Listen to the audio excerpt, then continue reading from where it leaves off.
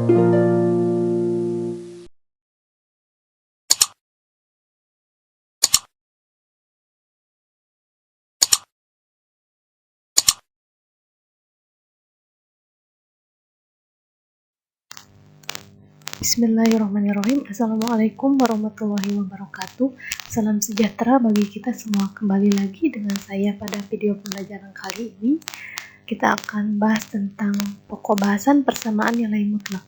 Seperti biasa, perkenalkan, nama saya Iin Priani dengan NIP 1990 0910 2019 032015. Nah, video pembelajaran ini akan saya upload juga di channel YouTube saya, yaitu Iin Priani.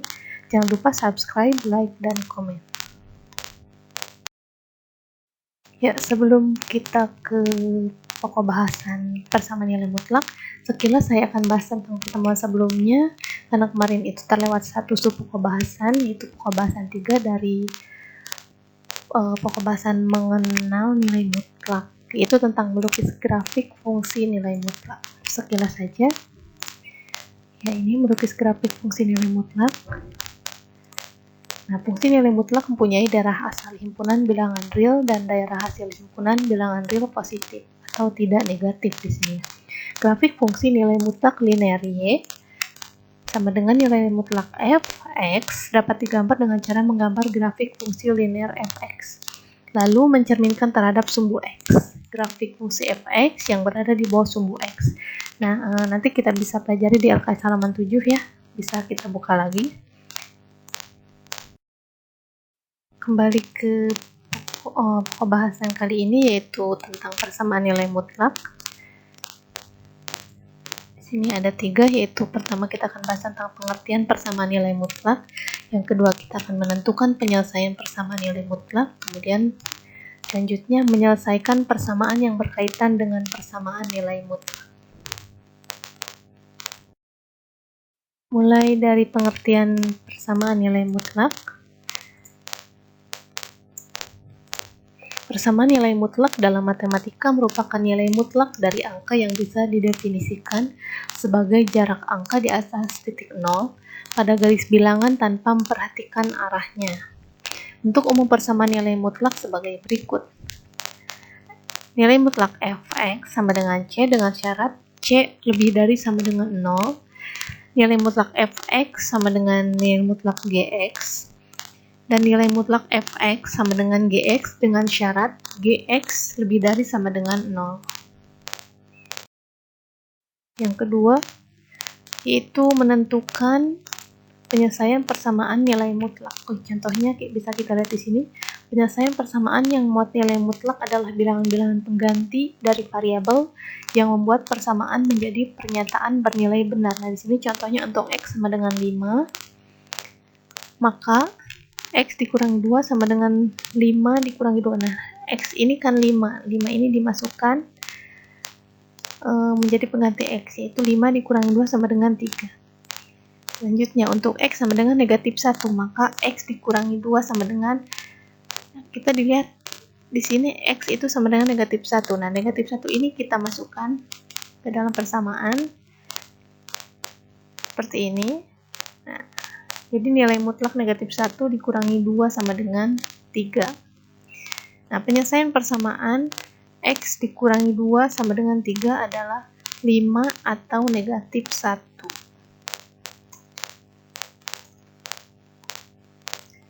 Nah, ada 3 cara untuk menentukan penyelesaian persamaan nilai mutlak, yaitu menggunakan definisi nilai mutlak sebagai jarak, kemudian menggunakan grafik, dan satu lagi menggunakan cara mengkuadratkan kedua ruas.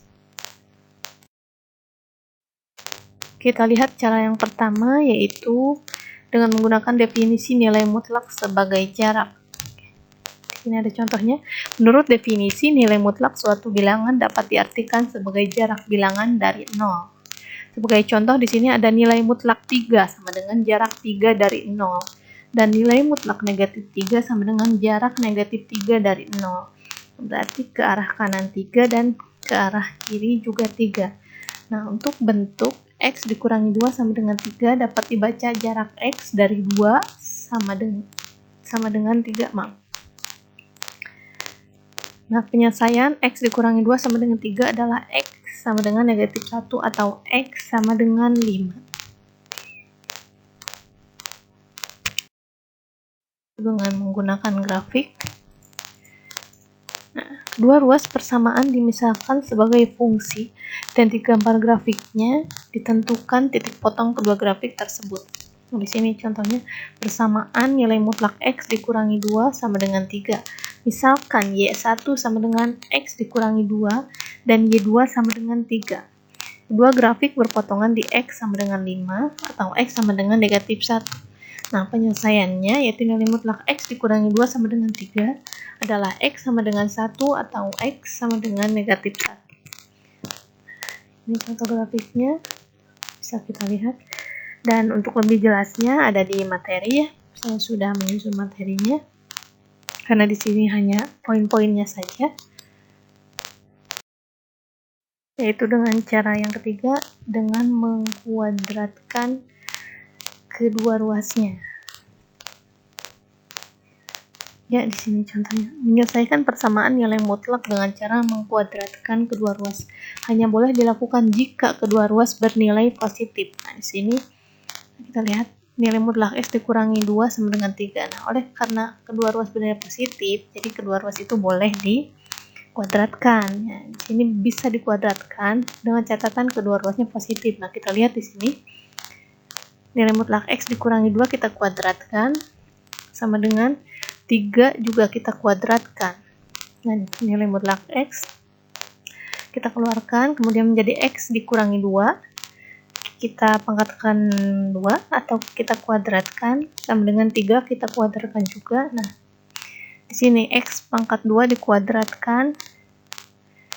Nah, kemudian 3 pangkat 2 kita pindahkan ke ruas kiri yang tadinya positif menjadi negatif.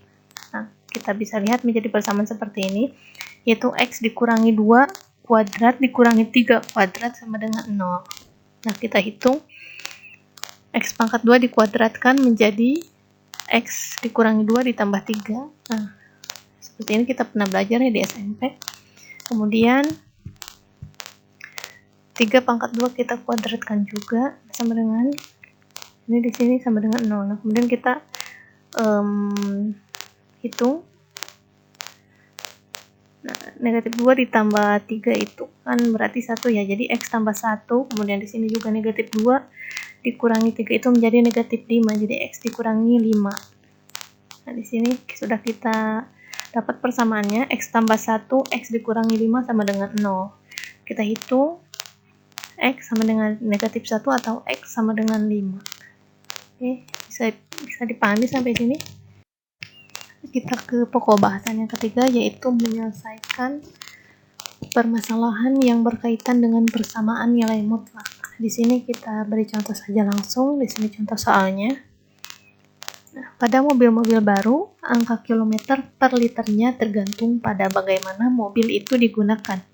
Apakah sering digunakan untuk perjalanan jarak jauh ataukah hanya untuk perjalanan jarak dekat dalam kota. Untuk suatu merek mobil tertentu, angka kilometer per liternya berkisar di angka 2,8 kurang atau lebihnya dari 12 km per liter. Berapakah jangkauan dari angka kilometer per liter dari mobil tersebut? Nah, di sini kita titik tengahnya kita ambil 12 km per liter ya. Nah, kemudian di sini kan ada 2,8 kurang lebihnya ya, berarti 2,8 ke kanan dan 2,8 ke kiri, itu positif 2,8 dan negatif 2,8. Nah, di sini cara menghitungnya. Nah, di sini ya, ini pembahasannya. Nah, di sini misalkan M adalah angka kilometer per L.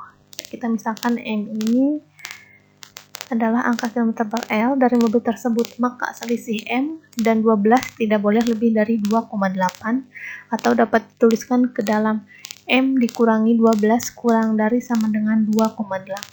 Bisa kita lihat di sini nilai mutlak M dikurangi 12 kurang dari sama dengan 2,8. Nah, sebelah kiri kita tulis yaitu negatif 2,8. kemudian tengah-tengahnya kita tulis M dikurangi 12, dan sebelah kanan kita tulis 2,8. Jadi di sini M kurang 12 lebih dari sama dengan negatif 2,8 kurang dari sama dengan 2,8. Kita bisa hitung di sini. Nanti negatif 12 ini kita pindahkan ke ruas kiri menjadi positif 12 ditambah negatif 2,8, dan negatif 12 juga kita pindahkan ke kanan menjadi positif 12, yaitu 2,8 ditambah 12. Nah, di sini kita hanya mendapatkan M-nya saja, kita mencari M-nya. Nah, tadi 12 dikurangi 2,8 yaitu 9,2, dan sebelah kanannya 12 ditambah 2,8 yaitu 14,8.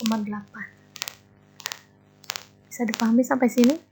Nah, sehingga jangkauan dari angka kilometer per L mobil tersebut adalah dari angka 9,2 km per L sampai 14,8 km per liter, seperti itu.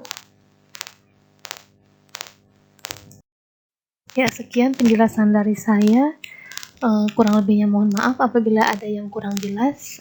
Saya juga sudah membuat materinya, barangkali di sana lebih pemaparannya lebih dalam juga. Nah, kalau di sini kita hanya poin-poinnya saja. Diakhiri dengan wabillahi taufiq wal hidayah. Wassalamualaikum warahmatullahi wabarakatuh.